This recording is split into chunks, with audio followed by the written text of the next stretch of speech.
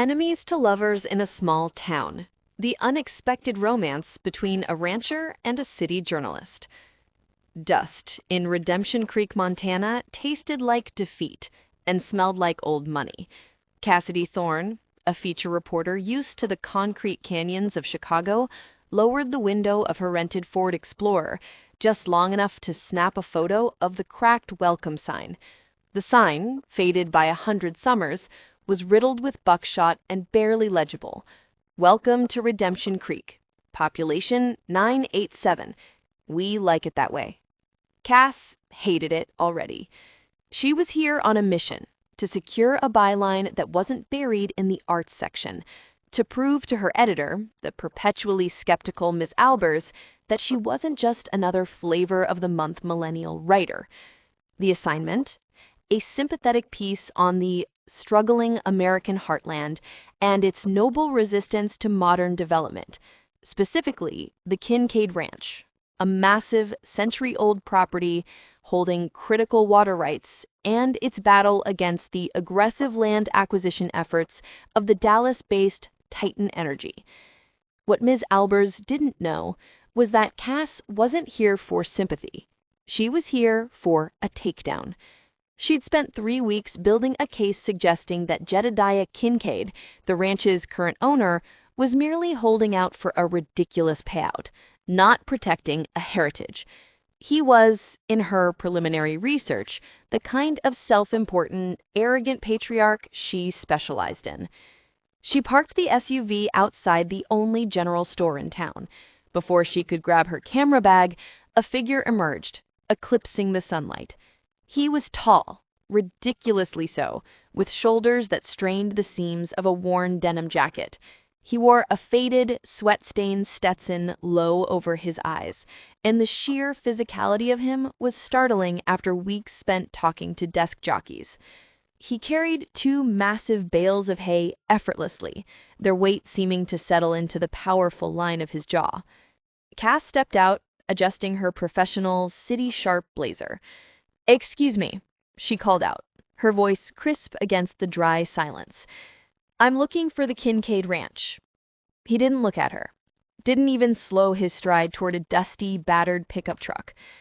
"Keep driving west until the pavement ends. Then keep going." "Right. Very helpful," Cass muttered, pulling out her press credentials. "Look, I'm Cassidy Thorne, with the Chicago Review. I'm here to speak with Jedediah Kincaid about the Titan Energy proposal and the water disputes." He finally stopped, slowly dropping the hay bales into the truck bed with a controlled thud that shook the ground. The movement brought his face into the light. His eyes, the color of weathered river stone, narrowed with instant, searing disdain. "You're looking at him," he said, his voice low and gravelly, sounding like the land itself. "And you can turn that little city car right back around and tell your editor that the Kincaid Ranch doesn't need a tourist or a journalist, especially one who already knows the damn story." Cassidy felt a familiar thrill mixed with immediate irritation. This was exactly the attitude she had anticipated. She smiled, professionally, a thin, deliberate gesture that didn't reach her eyes. "That's a rather aggressive welcome, Mr. Kincaid," she replied, planting her hands on her hips. "If you refuse to speak to me, I'll simply speak to your neighbors, your hands, and the developers. My article will be written either way. The difference is whether it includes your perspective or just relies on the documents I already possess." Jed stared at her, taking in her sleek urban clothes and the condescending tilt of her chin. He saw an invading force, not a reporter. "The documents you possess are propaganda bought and paid for by Titan," he dismissed, stepping closer. He smelled faintly of saddle leather, earth, and something undeniably masculine. "Go write your urban think piece, Thorne. Redemption Creek isn't a museum piece for you to profit from." Cass maintained her calm. "It sounds like you have something to hide, Mr. Kincaid. Is that the perspective I should be writing about? The staunch resistance rooted in outdated pride?" He let out a short, humorless laugh. "Fine. You want a story? You want to see what outdated pride looks like?" He gestured sharply toward the general store. "Get back in your car. Follow me." Cass was momentarily stunned by the abrupt capitulation, but opportunity knocked. She climbed back into the Explorer and followed Jed's ancient pickup, a vehicle that looked like it had survived 3 wars, out of town. The drive was 20 minutes of increasingly rugged terrain. The pavement gave way to gravel, then to packed dirt, and finally to 2 winding, rutted tracks across vast, arid grasslands. The sky was an impossibly huge dome of blue. Cass, whose entire world was filtered by smog and skyscrapers, felt insignificant and exposed. They pulled up to the Kincaid property, marked by a sturdy wooden gate. Beyond it, the ranch spread out, a collection of weathered cedar barns, corrals holding dozens of horses, and a sprawling 2-story farmhouse that looked like it had been built with sheer stubbornness. The air here was cleaner, yet heavier, weighted by history. "We need the water from the Cimarron Creek that runs through our land," Jed said, killing the engine and stepping out. He didn't wait for her. "It irrigates the lower pastures and feeds the livestock. Titan Energy wants that water rerouted for their fracking operations, claiming it's underutilized. They call it progress. We call it environmental suicide."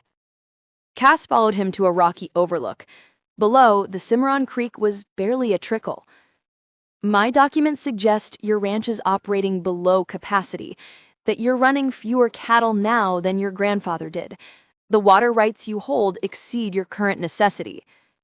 "My necessity is to ensure my kids and their kids have water during a drought. Your necessity is to sell papers. We're not the same, Torn." Over the next few days, Cass found herself reluctantly drawn into the rhythmic, brutal reality of the ranch. Jed had given her access, but under the condition that she work for the view. He didn't mean fetch him coffee. He meant work. He had her mending fences in the unforgiving midday sun, helping with the morning cattle feed, and assisting the ranch hands. Her soft hands blistered.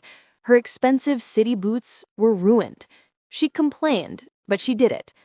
She met the extended Kincaid family, Jed's formidable, kind mother, Clara, who ran the books and made the best coffee Cass had ever tasted, and his teenage sister Maya, who was fiercely dedicated to keeping the ranch environmentally sound, much to Jed's quiet pride. They saw Cass not as a threat, but as a temporary, amusing oddity. Jed, meanwhile, remained a wall of granite. He was constantly busy, moving with purpose, barking orders that were followed instantly. He was a brilliant businessman, navigating the futures market and conservation grants, shattering Cass's prejudice that he was merely a backward cowboy. One evening, after sunset, she found him alone in the blacksmith shop, forging a horseshoe. The heat, the rhythmic hammer blows, and the sparks flying around his silhouette were mesmerizing. "You're wasting your talent on a story that won't give you the promotion you want," Jed said, not looking up. "And you're wasting your time trying to scare me off," Cass shot back. "I'm close to my deadline, Kincaid, and I'm still not convinced this isn't about profit." Jed finally laid down the hammer. He wiped sweat from his brow, his intensity filling the small space. "Then stay until you are convinced, or stay until you write the truth. But if you write a lie, Torn, I will ensure every editor in the country knows what kind of journalist you truly are." The threat was clear, and yet, standing there in the heat and the dust, watching the firelight reflect in his steady eyes, Cass felt an unexpected jolt. Not of fear, but of anticipation. The tension between them was palpable, sharp as the steel he'd just forged. She knew one thing for certain. She was getting much more than a story out of Redemption Creek. The ranch demanded constant sacrifice. Cass quickly learned that the relentless physical labor was Jed's way of forcing the truth out of her, the truth about her dedication, and the truth about the land itself. Her initial goal was simple: expose the Kincaid family's hidden wealth and prove they were exploiting environmentalism for profit. But the only thing she was exposing was her own soft, city-bred weakness. One morning, while wrestling a broken water pump, a task clearly beyond her experience, Cass slipped on the muddy bank of an irrigation ditch and twisted her ankle. She bit back a cry, furious at the indignity, the mud coating her from the waist down. Jed appeared instantly, seemingly having materialized from the sparse cover of the cottonwoods. He didn't offer a hand. Instead, he simply knelt, his large frame blocking the sun. "You're useless when you're hurt, Thorne. Let me see it." "I'm fine, Kincaid. Just a sprain," she snapped, trying to pull her foot back. He ignored her, his callous thumb gently probing the swelling. His touch, though clinical, sent a jolt of warmth up her leg. She inhaled sharply, not from pain, but from the sudden, inappropriate physical awareness. "It's not broken." He diagnosed, his voice softening slightly as he looked up. The disdain in his eyes was still there, but now mixed with a heavy dose of reluctant concern. "But you're out of commission for real work. Get back to the house. Clara will have you on a tea made of things you can't pronounce by sundown." He scooped her up before she could protest, one arm braced beneath her knees, the other supporting her back. Cass's face flushed scarlet. Being held by Jed was like being pressed against a brick wall of muscle and heat. She could feel his steady heartbeat beneath her cheek. "Put me down, Kincaid. I can limp," she insisted, her voice tight. "You'd break your neck and sue me for the inconvenience. Consider this temporary forced proximity, a new chapter for your article." He carried her the entire way back to the farmhouse. The humiliation was profound, yet beneath it, a dangerous, thrilling feeling took root. She was dependent on the man she was determined to expose.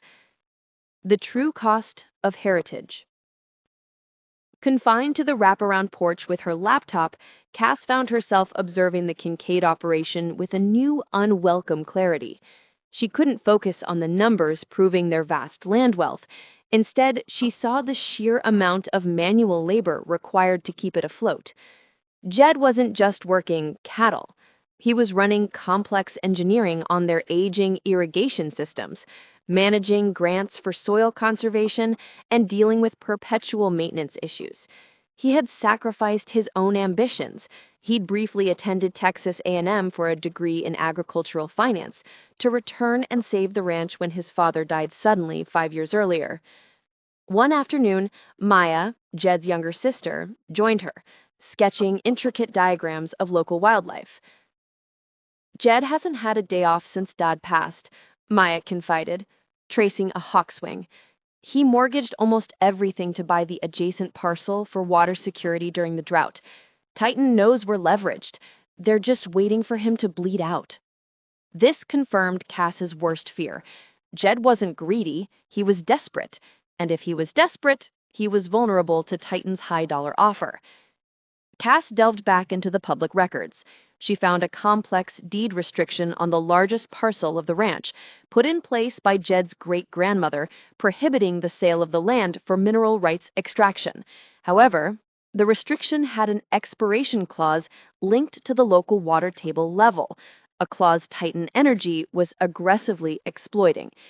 The true story wasn't about a greedy rancher. It was about a hidden legal flaw threatening to undo a century of legacy. This complication was huge. It was a career-making story. But it was the opposite of the cynical narrative she came to write. The professional conflict had turned internal. The external conflict arrived.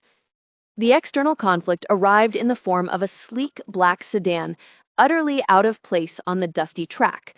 Stepping out was Martin Hayes, Titan Energy's lead counsel, a man Cass recognized from a previous investigation. He was oily, sharp, and wore an expensive suit that made Jed's denim look like a knight's armor. Hayes had come not to negotiate, but to intimidate.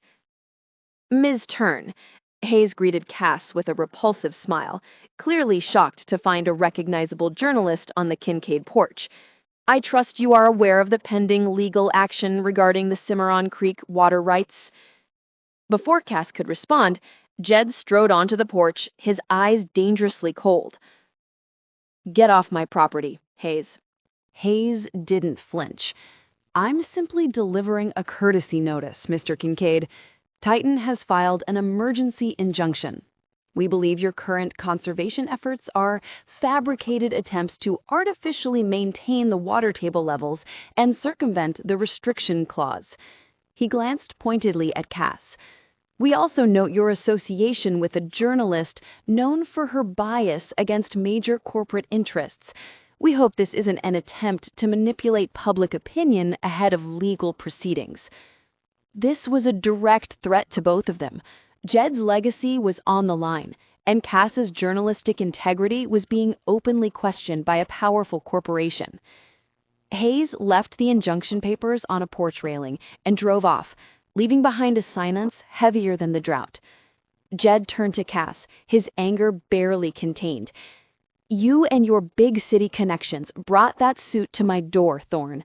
You think exposing Titan's environmental malpractice will make them heroes in Chicago? I didn't bring the lawsuit, Jed, but I know Hayes, and he's right about one thing. Titan is painting this as a legitimate civil dispute. We need a way to prove they are actively manipulating the water readings to trigger that damn restriction clause. The "we" hung in the air, a shocking acknowledgement of their sudden, uneasy alliance. That night, Cass couldn't sleep. The pressure from Hayes, the pain in her ankle, and the realization that she was now fighting for Jed, not against him, kept her awake. She hobbled to the kitchen for water. She found Jed in the mudroom, meticulously cleaning and oiling a worn saddle. The chore was quiet, intimate. "Clara said you wouldn't sleep," he murmured, not looking up. "You're too used to the sound of sirens." "I'm too used to the smell of profit being masked by lawsuits," Cass corrected. She sat down gingerly on an old bench. "Jed, that water restriction clause, it's the key. How do we prove Titan is sabotaging the local water readings?" Jed finally stopped working. He placed the saddle on the rack and turned. He looked exhausted, the lines around his eyes stark in the low light. "It's been a secret struggle, Cass," he admitted, using her first name for the first time without malice. "My grandfather always told me, a Kincaid never trusts anything that promises a quick fix or easy money. He kept a private ledger of every measurement the Cimarron Creek took, dating back 50 years. He was paranoid, but he was prepared." He walked over to a heavy wooden chest and opened it. Inside, beneath blankets and old linens, was a battered, leather-bound journal. "This is it, the raw data," he whispered, his voice thick with emotion. "If Titan's data is faked, it's going to deviate wildly from what's in here. But the figures are written in old imperial measurements, and half of it is code only my grandfather knew. I haven't had time to decipher it all." Cass felt a wave of professional excitement and personal awe. This was the vulnerable truth she needed, the proof of his family's integrity. "I may not know anything about cattle, Kincaid, but I know how to break down complex data and interpret historical documents. Give it to me. We'll do this together." The air in the room thickened. They were no longer reporter and source, but two people bound by a shared, desperate fight. As their hands brushed passing the heavy journal, the contact was electric, shattering the professional veneer. Jed didn't pull back. He leaned in, his gaze dropping to her mouth. His proximity was overwhelming, filled with the scent of leather and dry grass and the sheer force of his repressed attraction. Cass couldn't breathe. Every defense she'd meticulously built in Chicago crumbled in the face of his raw intensity. "You need to be careful what you search for in the darkness, Thorne," he warned, his voice a low rumble. "I think I already have," she whispered, her eyes fixed on him. The space between them closed, tight with unspoken longing, professional duty, and mutual mistrust. But just as their lips were about to meet, the sound of Maya's dog barking outside, followed by the clatter of Clara's keys, sliced through the tension. Jed froze, his jaw tightening. He slowly pulled back, his face instantly guarded, the walls slamming back into place. He was breathing heavily. "Go to bed, Cass," he ordered, his voice suddenly hard and distant. "We will work on this ledger tomorrow. Don't confuse a common enemy with common ground. Cass clutched the heavy journal, her heart pounding a frantic rhythm against the leather. She knew that the rising conflict was no longer just about the water rights. It was about the dangerous, undeniable current flowing between them that threatened to drown them both. The old Kincaid ranch office became their world. It was a small room off the main hall, lined with faded, leather-bound books on hydrology and cattle diseases. Dust motes danced in the lone beam of moonlight that sliced through the window as they worked. Jed kept a low oil lamp burning on the mahogany desk, casting long, dramatic shadows. For 2 days and 2 nights, the leather-bound ledger lay open between them, bridging the vast chasm that once separated the city journalist and the Montana rancher. Cass was armed with her laptop, spreadsheets, and forensic data skills. Jed brought his inherited knowledge of the land, his grandfather's cryptic notes, and a steady supply of bitter black coffee. The imperial measurements were challenging, requiring precise conversion to modern metric standards. But it was the personalized code, references to landmarks and seasonal flows, that proved to be the most demanding. What does "the heron's knee is dry" mean on a July 12th entry from 1988? Cass muttered, rubbing the sleep from her eyes. Jad leaned over the desk, his shoulder accidentally brushing hers. The contact was so brief, yet Cass felt it resonate down to her bones. He smelled like coffee and the cold night air. "The heron's knee," Jed said, tracing a spot on an accompanying hand-drawn map. "That's where the Cimarron Creek takes a sharp bend, right before it feeds into the old Kincaid Reservoir. If that specific point was dry in July, it meant the entire upper watershed was failing. It's the last place water vanishes before the creek dies." "But the number recorded here is 11.4 rod," Cass argued, pointing to the entry. "If the creek was failing, why would the volumetric measurement be so high?" Jed shook his head, frustration etched into the deepening lines beside his mouth. Grandpa was meticulous. He wouldn't write a lie. Their working relationship was a tempestuous blend of rivalry and reliance. They argued over conversion formulas, snapped at each other over the ambiguity of the notes, and silently handed the other fresh mugs of coffee just before the need was verbalized. The tension that hadn't found an outlet in the blacksmith shop now pulsed in the small, overheated room, fueled by exhaustion and proximity. Every disagreement felt like a prelude to something entirely different. On the third night, Cass was cross-referencing rainfall data from the Chicago Review's weather archives, a desperate attempt to correlate external data with the ledger's internal inconsistency. She noticed something odd in the ledger's margins, beside the heron's knee entry. "Jed, look at this. This number, 2.8, isn't written in the same ink or style as the date. It looks like it was added later. And this symbol, is that a lowercase r or a tiny hook?" Jed leaned in, their heads nearly touching. He stared at the microscopic ink mark. "It's a hook," he breathed, his voice rough. "No, wait. It's the old Kincaid brand symbol for Rerouted. The R for Redemption Creek." Cass's heart hammered against her ribs. "Rerouted? But the creek has never been officially rerouted. That's illegal without state approval." "Exactly," Jed said, his voice dropping to a low, dangerous growl. Grandpa wasn't recording the level at the heron's knee. He was recording the volume of water diverted away from it. That 11.4 rod measurement isn't the level of the creek.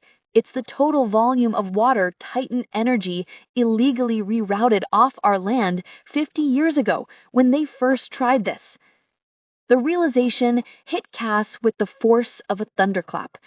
Titan had been using illegal diversions to manipulate local water levels for decades, creating artificial drought conditions just long enough to trigger the deed restriction clause. Grandpa wasn't paranoid. He had been silently documenting corporate crimes. The code was a secret warning. "This is it, Jed," Cass whispered, her journalistic fervor eclipsing everything else. "This proves premeditated fraud spanning 50 years. The emergency injunction they filed yesterday, it's based on data they knew was false because they created the conditions themselves. We have them."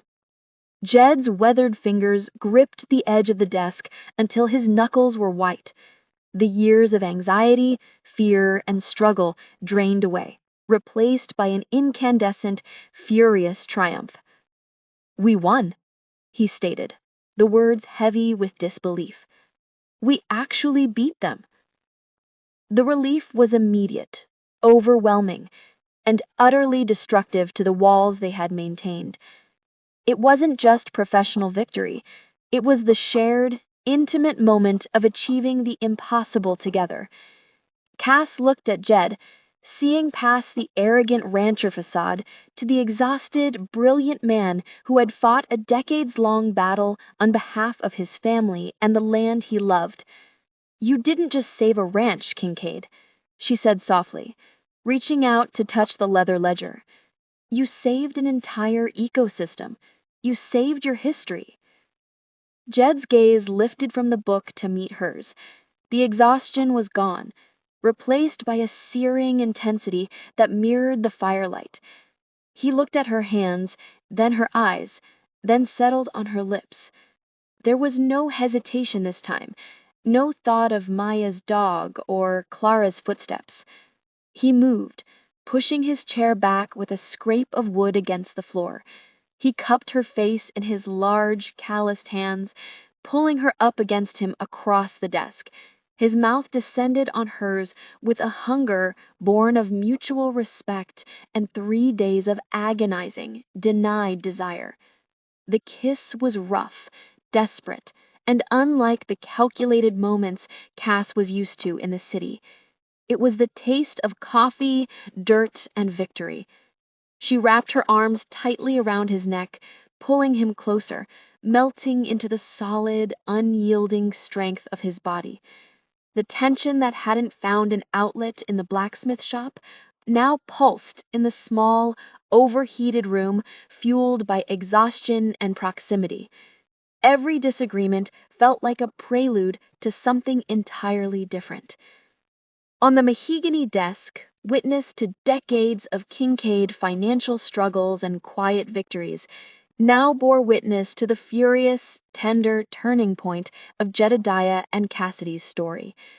They moved together with a synchronicity that felt preordained, driven by the same fierce energy they'd used to fight Titan. When it was over, Cass laid against his chest, the faint rhythmic beat of his heart replacing the frantic rhythm of her own.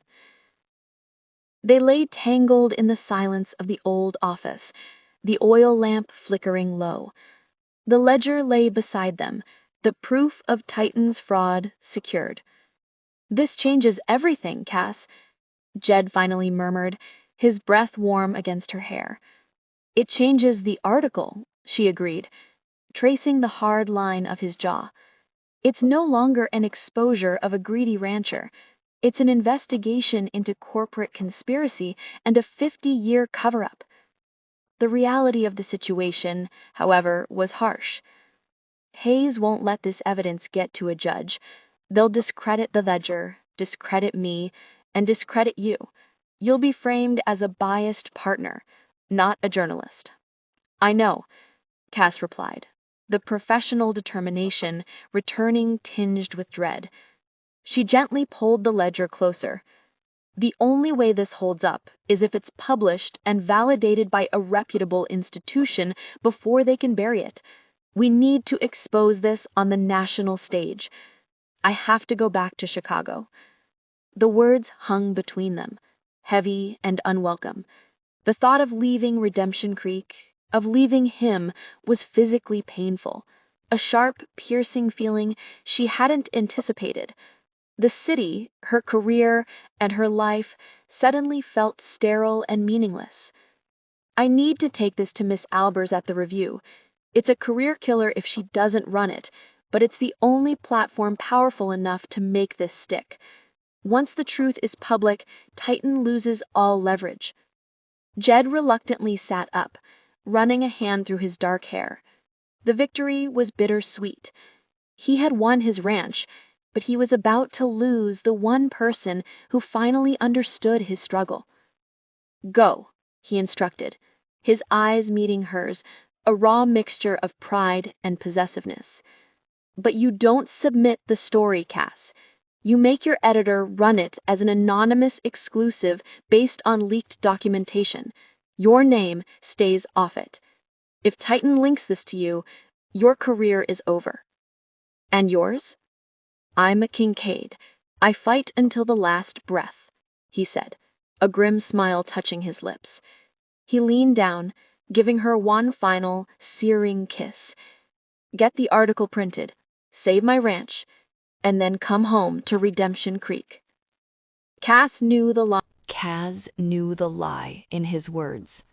There was no coming back, unless she sacrificed the life she had worked so hard to build. Clutching the heavy ledger, she dressed quickly, the silence of the office now thick with commitment and the agonizing, impossible distance that lay ahead. Their hearts were united, but their worlds were still miles apart. The concrete canyon and cold calls. The scent of hot asphalt and diesel fumes was the first thing to hit Cass when she landed at O'Hare. 2 days after leaving Redemption Creek, she was back in the steel and glass cage of Chicago, and the transition was physical whiplash. The quiet intimacy of the ranch office was replaced by the unrelenting buzz of the Chicago Review newsroom. She felt like an imposter in her sleek pencil skirt and heels, the faint scent of Montana cedar and horse sweat still clinging to her coat. The ledger, Jed's grandfather's history, was locked in a fireproof safe. Cass had digital copies, meticulously converted spreadsheets, and a plan. The first day back was a blur of meetings with Miss Albers, the formidable editor-in-chief, and the review's legal team. You're telling me this entire narrative hinges on a 50-year-old rancher's diary written in code? Miss Albers asked, her voice dry as the Montana dust Cass had just left. This is career-ending territory, Thorne. If we run this anonymously and Titan's lawyers successfully link you, we risk a devastating libel suit. The evidence is ironclad, ma'am, Cass asserted, pulling up the side-by-side comparison of Kincaid's rerouted measurements and Titan's historical water table filings. The deviation is impossible unless they were actively manipulating the flow, just as Jed's grandfather suspected. This isn't about Kincaid's pride. It's about 50 years of premeditated corporate water theft. We run this, and it's a Pulitzer contender. Albers didn't promise a Pulitzer, but she did promise the full force of the Review's research and legal department. Cass was placed in a windowless sub-office, working grueling 16-hour days alongside 2 dedicated fact-checkers, preparing the material for an immediate, anonymous publication. Meanwhile, the separation from Jed was a constant, dull ache. Their communication was frustratingly sporadic. Jed was focused on fighting the emergency injunction in Montana District Court, managing the ranch's mounting legal fees, and trying to keep his family calm. They talked mostly at night, when the Chicago noise had faded and the ranch was quiet. Did you sleep? You sound tired, Cass. I'm fine. Did you get the affidavit filed? We need to stall the hearing until the article drops. He didn't understand the urgency of the news cycle. She missed the silent language they developed over the ledger. The distance amplified their differences again. She needed detail and intellectual reassurance. He needed visceral connection and presence. One late night, she broke down, clutching her phone. I feel like I'm destroying my career for a story I can't even put my name on, Jed. And I don't even know if this is going to be enough. His voice, Slow and steady across the thousands of miles grounded her. It's enough because it's the truth, Cass, and you did it for more than a byline. You did it to save the one damn thing in this world that lasts longer than a headline. Finish the fight. Then we'll figure out the rest. His belief in her, in them, was the only thing keeping her afloat in the cynicism of the city. The attack on credibility. As the review moved closer to publication, Titan Energy's network began to close in. Martin Hayes, the lead counsel from Redemption Creek, showed up unannounced at Cass's apartment building, a calculated intrusion that sent a chill down her spine. She met him in the high-rise lobby, maintaining a facade of cool professionalism. "Ms. Thorne," Hayes said smoothly, his expensive suit looking sharp even in the harsh fluorescent lighting. "We know you were on the Kincaid property. We know you left immediately afterward, carrying documents. And we know you pitched a story to the Review weeks ago that contradicted the narrative you're apparently about to leak." "I was doing my job, Mr. Hayes, gathering facts." "And what facts did Mr. Kincaid offer you that changed your mind? Perhaps a substantial personal relationship, a conflict of interest that invalidates the entire investigation." He leaned in, his smile predatory. "Titans is prepared to offer you something much cleaner than a libel suit, Cass. A generous severance package, a new, well-funded position at a PR firm that understands balance. Just drop the ledger data." The proposition was tempting, not for the money, but for the safety. Jed's instruction to remain anonymous was a silent admission of the danger. She looked him dead in the eye. "My journalistic integrity isn't for sale, Hayes, and unlike your evidence, the Kincaid ledger data is meticulously sourced and backed by physical documentation. Hayes, you really think a judge in Montana will side with a faded diary over the sworn depositions of a billion-dollar energy firm? You're playing hero, Cass, and you'll lose your job and your reputation, and Kincaid will lose his land anyway." She walked away, shaken but resolute. She immediately informed Miss Albers, who pulled Cass deeper into the protection of the Review's legal bunker. The pressure was intense. They knew Titan was watching their every move. Publication and triumph. The article, titled 50 Years of Fraud, How an Energy Giant Drained the American Heartland Dry, ran as the anonymous lead feature on the Review's Sunday edition. The article was devastating, using the Kincaid ledger data to lay out the systemic, decades-long manipulation of water table levels, detailing the rerouted code, and directly linking the fraud to Titan's pending land acquisition lawsuit. The reaction was immediate and seismic. National news outlets picked up the story within hours. Environmental groups filed emergency injunctions against Titan across multiple states. The Department of Justice launched a preliminary investigation. Back in Montana, the impact was felt instantly. Jed's legal team submitted the published data and the original ledger to the court on Monday morning. By Tuesday afternoon, the judge in the district court, a man Jed's grandfather had often shared coffee with, tossed out Titan Energy's emergency injunction, citing evidence of potentially criminal, fraudulent activity on the plaintiff's part. The Kincaid Ranch was safe. Jed called Cass minutes after the ruling was announced. His voice was thick with emotion, a rare crack in his granite exterior. "It's over, Cass. We won. They withdrew the injunction. They can't touch the water." I leaned my head against the dusty, grimy window of the newsroom, a wave of profound relief washing over me. "It's over," I repeated, a genuine smile finally reaching my eyes. "You did this, Cass. You saved us. You sacrificed everything you built just to write the truth. Come home, please." But the victory, while complete, came at a cost. Miss Albers called Cass into her office late that evening. "The good news is we saved a ranch and tanked Titan's stock by 14 points. The bad news is Hayes is a vindictive snake." She slid a resignation letter across the desk.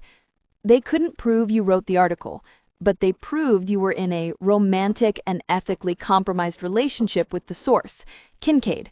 the moment you acquired the evidence. They leaked the information to the competition. The board needed a scapegoat to deflect the scrutiny. I'm sorry, Cass. You're done at the review. Cass stared at the letter. She felt a strangely serene acceptance. The fast-paced, cutthroat world she had obsessed over for a decade suddenly felt then meaningless. She had traded her future in the city for the truth in a small Montana town. She signed the letter, dropped it on the desk, and walked out of the Chicago Review building for the last time. The resolution of the external conflict was complete, but the internal conflict, her heart versus her career, had just reached its peak. She was free, but entirely directionless, holding a victory that had cost her everything. She stood on the sidewalk, the city lights blazing around her, and realized her life in Chicago was a ghost. Her real future, complicated and dusty and true, was 2,000 miles away. The road back to redemption. Cass didn't hesitate. She didn't clean out her Chicago apartment. She simply packed the few items that mattered: her laptop, her grandfather's worn notebook, and the muddied, city-ruined boots from her first week on the ranch. The fast-lane life she'd chased for 10 years felt like a suffocating illusion. She had traded the sterile prestige of the Chicago Review for the messy, undeniable truth found beneath the Montana sun. The drive west was a cleansing ritual. As the skyscrapers receded and the plains expanded, Cass felt the tension that had gripped her shoulders since she left Montana finally ease. She hadn't called Jed. She needed to arrive not as a reporter seeking a story or a hero seeking praise, but as a woman seeking her future. She arrived at Redemption Creek late in the afternoon. The light was golden, catching the dust motes swirling around the main drive. Jed's ancient pickup was parked beside the blacksmith shop, and the smell of forged steel hung in the air. She pulled her sedan to a stop, the shiny city car looking more out of place than ever, and stepped out. The reckoning. Jed was standing by the forge, but he wasn't working. He was staring at the empty, sun-baked expanse of the north pasture, his stance heavy and burdened. He turned when he heard the crunch of her tires on the gravel. His eyes, those weathered river stones, went wide with shock, then softened into a profound, aching relief. He dropped the tool he was holding, a long, heavy branding iron with a metallic clatter. "You came back," he breathed, the words barely audible.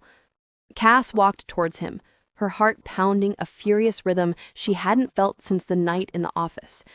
"I lost my job, Jed. Titan's lawyers did their job. They couldn't prove I wrote the article, but they got me fired for the ethically compromised relationship with the source."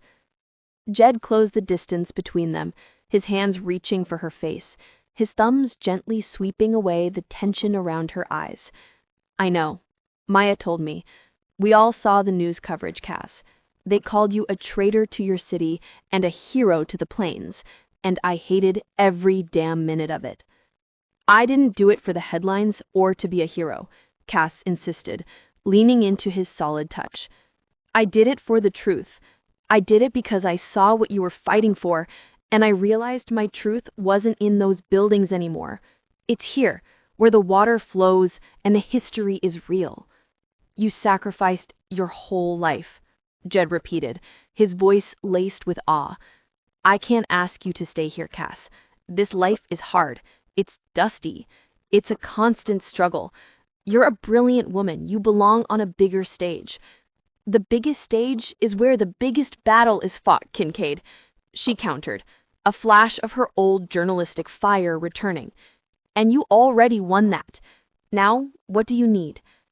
She looked around the quiet, strong ranch, at the rolling hills, and finally back at the man who had torn down her walls. "I need a new job," she said, her voice dropping to a low, seductive drawl. "I'm a self-employed journalist now.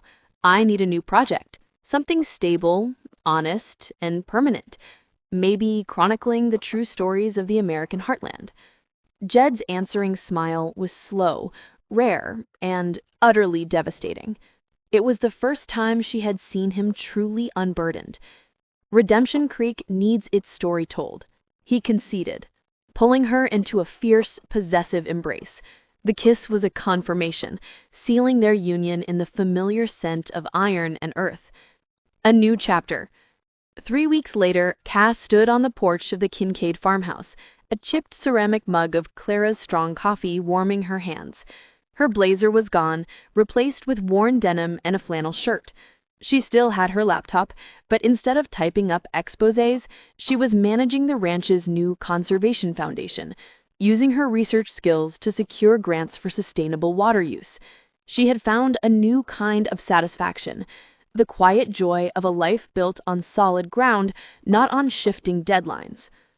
Jed walked up the steps, dusting hay from his jeans. He didn't look tired. He looked grounded. Hayes finally filed the full corporate withdrawal papers, he said, leaning down to press a kiss to her temple. It's done. The land is protected forever. Good, Cass said, closing her laptop. So what's the next crisis? Jed slid his arm around her waist, pulling her close. No more crisis. Just us and the future.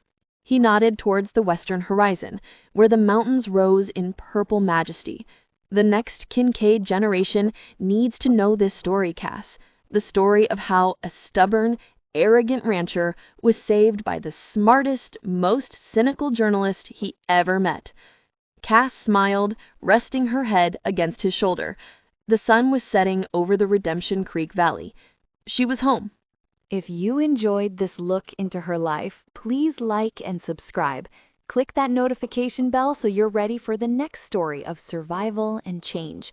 I'm always looking for inspiration, so if there's a title or a theme you'd love to see explored, let me know in the comments. Your idea could be my next script.